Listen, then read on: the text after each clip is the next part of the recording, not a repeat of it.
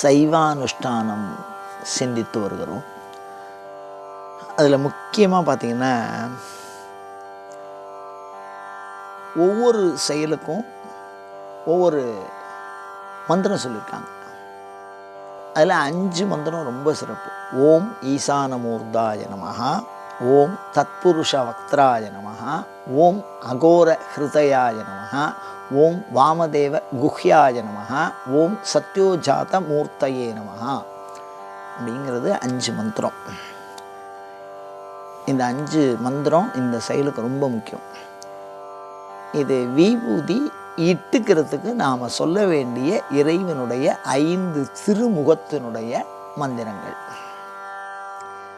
இந்த விபூதி இட்டுக்கிறதுக்கும் போதே நமக்கு வந்து குழைச்சி இட்டுட்டா எந்தெந்த இடத்துல இட்டுக்கிறது அப்படின்னு ஒரு சில குழப்பம் இருக்கு நமக்கு. அதை சாஸ்திரங்கள் உறுதிப்படுத்துறது. வலது தோல், இடது தோல், வலது முழங்கை, இடது முழங்கை, வலது மணிக்கட்டு, இடது மணிக்கட்டு, மேல் விழா கீழ் விழா, அதாவது இந்த பக்கம் பின்னாடி இப்படியும் இப்படி பின்னாடி இந்த பகுதியில்,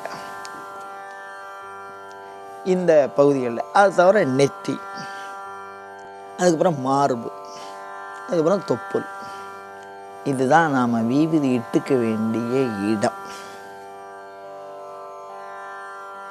இந்த விபூதி இட்டுக்கும்போது சொல்ல வேண்டிய மந்திரம் ஈசானமூர்தாய நமஹ, புருஷவக்திராய நமஹ, அகோர ஹிருதயாய நமஹ, வாமதேவ குஹ்யாய நமஹ, சத்யோஜாத மூர்த்தயே நமஹ அப்படின்னு 5 மந்திரம். இந்த மந்திரங்களை சொல்லி நாம் உடலிலே விபூதியை குழைத்து 3 பட்டையாக, திரிபுண்டரம்னு பேர், 3 பட்டைகளாக இட்டுக்கொள்வது அப்படின்னு பேர். இப்படி இடுறதுனால என்ன ஒரு சிறப்பு அப்படின்னு கேட்டால், இந்த மந்திரம் சொன்னோமோ இல்லையோ, அந்த சொன்ன 5 ருத்ரர்கள்னு பேர் அவளுக்கு. உடம்புல வந்து பஞ்சருத்ரர்கள் அப்படிங்கிற சுவாமி இருக்கிறதா ஆகமங்கள் சொல்கிறது. ருத்ரர்களில் ஏகாதச ருத்ரர்கள் தனியாக இருக்குது, அதுக்கப்புறம் அஷ்டருத்ரர்கள்னு தனியாக இருக்குது. இப்போ நாம் சிந்திக்கிறது, சைவானுஷ்டானத்தில் சிந்திக்கிறது பஞ்சருத்ரர்கள்னு பேர். இந்த ருத்ரர்கள் வந்து நாம் சைவானுஷ்டானம் எடுத்துட்டாலும், பூஜை பண்ணினாலும், பூஜை பண்ணலைன்னாலும் நம்ம உடம்போடையே இருக்கிறவா. இவ வந்து அந்த பஞ்சபூதத்துக்கு அதிதேவதைன்னு சொல்கிறான். பிருத்திவி, அப்பு, தேயு, வாயு, ஆகாசம். அந்த பஞ்சபூதத்தினுடைய அம்சம்தான் இந்த உடம்பில் இருக்குது. இந்த உடம்பில் இருக்கக்கூடிய அம்சத்தில் அவர்கள் இருந்து இந்த ஆன்மாவுக்கு உதவுகிறார்கள். நம்மளை அறியாமலே, நாம் விரும்பாமலே, நாம் கேட்காமலே அவர்கள் உதவுகிறார்கள். ஒரு சின்ன விஷயம் பாருங்களேன், மூச்சு விடுறோம், அது ஒரு நிமிஷத்துக்கு இவ்வளவு நேரம் விடணும் அப்படின்னு கணக்கெல்லாம் இருக்குது. ரொம்ப அதிகமாக இருந்தால் ஆஸ்துமா கம்ப்ளைண்ட் அப்படிங்கிறா. மூச்சே விடலைன்னா அதோட விஷயம் வேறு மாதிரி இருக்குது. இப்போது என்ன அப்படின்னா, இப்போ இதையும் எடுத்துட்டால் அதிகமாக துடிச்சா ஹை ப்ரெஷருங்கிறா, குறைச்சலாக துடிச்சா லோ ப்ரெஷருங்கிறா. அப்போ இது எல்லாமே என்ன அப்படின்னா, இந்த சரீரம் நாம் வேண்டாமலேயே, நாம் விரும்பாமலேயே முறையாக ஏதோ இயங்கி கொண்டு வருகிறது. அதில் ஏதாவது பிரச்சனை வந்ததுன்னா தான் நம்ம ஆஸ்பத்திரிக்கு போகிறோம். அதுக்கான தேவைகளை அது தானாகவே வெளிப்படுத்துது. பசியை தானாக உற்பத்தி பண்ணுறது, தூக்கத்தை தானாக கலைச்சி விடுறது. இதெல்லாம் யார் செய்கிறான்னா, இந்த பஞ்சருத்ரர்கள் செய்கிறார்கள் சைவத்தின் நோக்கில். இவர்கள் மிக முறையாக இந்த யாக்கையை ஆன்ம உணர்வை, தன்னுணர்வு பெறுவதற்காக செலுத்துகிறார்கள். யாக்கையை செலுத்துகிறவர்கள் இவர்கள் ரொம்ப சிறப்பான ஒரு தேவதைகள். நம்மை அறியாமலேயே நமக்கு உதவுகிற பண்பு கொண்டவர்கள் அப்படின்னு சைவம் கருதுகிறது. இந்த தேவதைகளை சொல்லி நாம் விபூதி இட்டுக்கிறதுனால அவர்களுடைய பணியை அறிந்து மேலும் நம்மை செம்மையுறப்பெறும். ஒரு விஷயத்தை தெரிஞ்சு செய்யறதுக்கும் தெரியாமல் செய்யறதுக்கும் ஏகப்பட்ட வித்தியாசம் இருக்குது. அம்மா வந்து தெரிஞ்சு உப்பள்ளி போடுறா சாத்தில் அப்படின்னா உப்பள்ளி போடுற மாதிரி இருக்கும், ஆனால் அதில் அளவு ரொம்ப தெளிவாக இருக்கும். கொஞ்சம் உப்பு கூட போயிடுது அப்படின்னா சாப்பிட முடியாது, உப்பு இல்லைன்னா அதுவும் அது அந்த ஒரு சுவை இருக்காது. அப்போ அந்த அளவுங்கிறதுக்குள்ள அது மாதிரி சம்ஸ்காரங்களை பற்றி அதோட மூலமான கருத்துக்களை மிக நுட்பமாக அறிந்து நாம் அதை செயல்பட்டு நாம் புரிந்து கொள்வோமே ஆனால் அது பூரணமான பலனை நமக்கு தரும். அதனுடைய அனுபவமே வேறு. அந்த வகையில் பாருங்கள், விபூதியை பற்றி பேசுகிறோம். ஒரு பெரிய ராஜா, செல்வத்தோட அதிபதி சேரமான் நாயனார்னு பேர் அவருக்கு. அவர் யானை மேலே வந்துட்டுருக்கார்.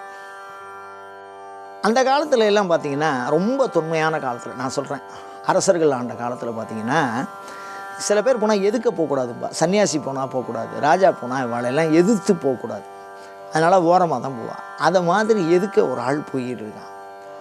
அவர் தோலில் துணி இருக்குது, அவருடைய உடல் காய்ந்திருக்கிறது. அது பார்த்திங்கன்னா அப்படியே உச்சி வெயில். இவர் இந்த பட்டத்து குதிரை மேலே அப்படி வேகமாக போயின்னு இருக்கார். அவர் அங்கேருந்து நடந்து வந்துட்டுருக்கார். இப்படி பார்க்குறார்.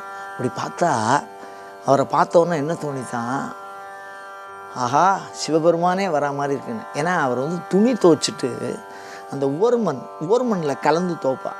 அது காஞ்சி போனால் அப்படியே உச்சி வெயிலுக்கு அதுக்கும் விபூதி பூசின்னு, உடம்பெல்லாம் விபூதி பூசின்னு, பாதாதி கேசவன் விபூதி பூசின்னு வரா மாதிரி இருக்கு. சிவபெருமான் எதுக்க நடந்து வரா மாதிரி இருக்கு.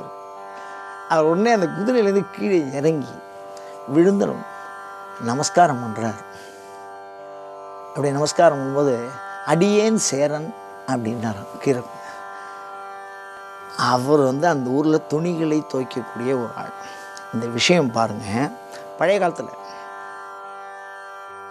அடியேன் அடி வண்ணான் அப்படின்னு சொல்கிறாரு.